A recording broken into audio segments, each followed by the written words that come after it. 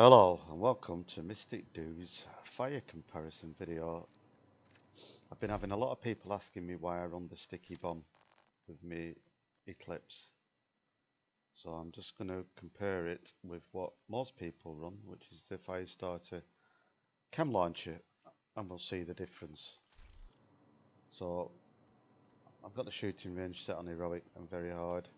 So all we're going to do is just fire skills out. So first we'll demonstrate the sticky bomb and we'll look at the damage ticks. So I'm from a cover position for a start. I'm not going to shoot it and get any buffs up. So we can see that's ticking for 306683. The 70791 is from the bow mask. So 306683 is a standard tick. And we'll just let it finish its duration. You can see it spreading to everybody. I think that's about finished. And now we'll reset the, there was one mob left standing, I don't know where. We'll reset them. We'll put up a gas cloud. And now we'll have to try and ignite it.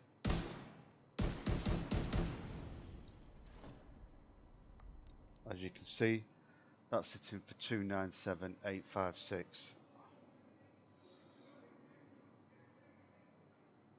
So we'll just do it again, just to compare it.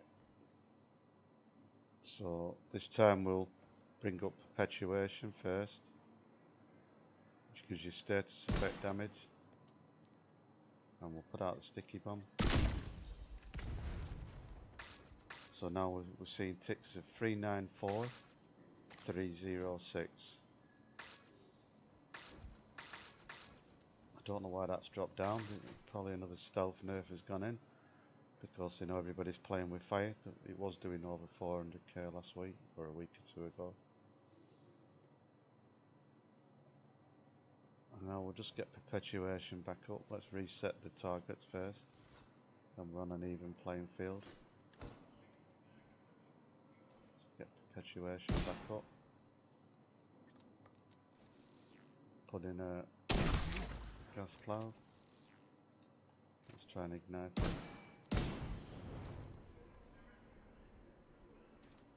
And that's it for 394386. Put another gas cloud up to give it a chance. 374386. Obviously that's without perpetuation.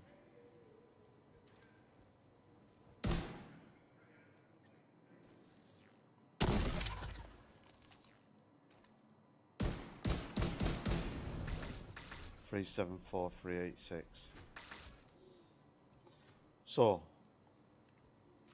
I hope that proves that the sticky bomb does more damage. We'll just bring perpetuation up when it's off cooldown. Sticky bomb. 394. 306.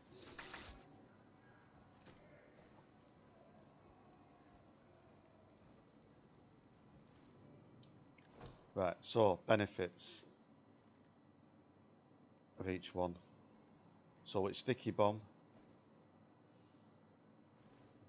As you can see from a cover position, if I've got a targeting reticule up, see the circle, that sort of, it will sort of snipe to that point. So if you watch that target there, I'm from a cover position, so and immediately ignited. That's from the cover position.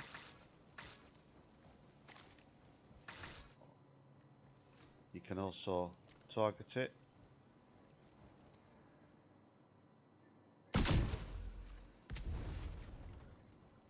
So that's the benefits of the sticky bomb. The downside of it is that the radius doesn't seem to always affect. If you target a mob and you target the area, So them targets are definitely in. If you don't actually hit the target, you just hit the area. I'll try and get it. So they're definitely in. Right, it's put burn on them, as you can see. That doesn't always work. If you don't get a direct hit on a mob, you don't always get the burn on it. They seem to avoid it. And I don't mean just by rolling and running out, because they're very clever at that. I'm on about the area of effect. So that's the downside of it. You've got to be pretty accurate. The other downside is if you've got somebody running a shield build, or you've got somebody running an aggressive build such as a Lady Death, and they're always in front of you. If you're trying to get your burn on a target and they run in front of you, then your target will go green because you've got a friendly in front of you, and it can be an absolute nightmare trying to get it on. So the benefits of the Chem launcher, you can see straight away the benefits is you've got more options to apply burn because you've got all these charges. So that's a really good strong benefit. You're not waiting for the cooldown like you are on your sticky bomb, so you can apply it quicker and more often. Yeah. The downside is a little bit of loss of damage. As you saw, the sticky bomb burn is more, slightly higher, but the trade-off isn't a lot. With the AI, what I've noticed with the AI on certain difficulties and enemies, if you put a sticky bomb, FireStarter cloud down, and don't ignite it straight away, they'll run out of it. However, if you are running Creeping Death, or you're running the Eclipse, you only have to catch one of them in it to spread it. If you're running Eclipse, then you need to kill the one that caught it. Creeping Death, it'll automatically apply to 8 mobs. I prefer the sticky bomb, it's just more fun. Even with the negatives, what I said about targeting and aiming, it tends to be a little bit more intuitive. I just find the play style a little bit better than using the FireStarter. I have friends who play with a FireStarter Chem launcher and they swear by that. So I'll just run through my build again. I put this build up on another video. I have changed the holster slightly because I managed to get a decent Golan holster there with 2 high yellows, which allows you to roll off the core attribute to a yellow. They're hard to get to. I've only had 2 up to now, and I've done loads of farming and I've done loads of crafting. They're very hard to get, so if you can get a double yellow Golan, it's great for a status effect build because you can just roll the core attribute off. And then just a standard 4-piece Eclipse. There is another variant, so that's not it. Let's find it. So this is the other variant. This is without the 4-piece Eclipse, using the Creeping Death. Yeah, and I'll just quickly show you damage on that.